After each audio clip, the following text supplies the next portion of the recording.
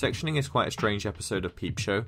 The newly introduced Mary is quite an unorthodox character for the show. Normally when it tries to include weird and oddball characters, they will have them be outwardly conventional looking and seemingly normal, and the humour comes from the fact that neither Mark or Jez had no idea that such a seemingly typical person could be so internally unconventional or strange. Think Daryl from Series 2 for example, and many other cases from the later series, all of which are basically complete personifications of the concept of Peep Show itself, that everyone's a bit weird inside, even if they don't show it. Whereas here with Mary, we have someone who is just completely obviously mentally ill, and it does kind of make you think differently about her. You feel a lot more sorry for her, I guess, than you do for a lot of other characters. She's not putting up a front to try and deceive Mark and Jez, she clearly just needs help that they obviously can't give her. Now I don't know if this is just a personal thing for me or what, but I don't find this premise as funny as the typical Peep Show, normal person that is quite an oddball inside trope, because to me, seeing Mark and Jez burdened with such a responsibility as this feels quite restricting for the characters. Mark has to be the straight man, and Jez has to try and take advantage of the situation, because, well, what else are they going to do? The whole sectioning thing is funny, but it's quite dark for Peep Show, as the actual reality of the sectioning of Mary isn't really all that funny. You're watching someone having a manic breakdown, rocking back and forth, locked inside of an institution.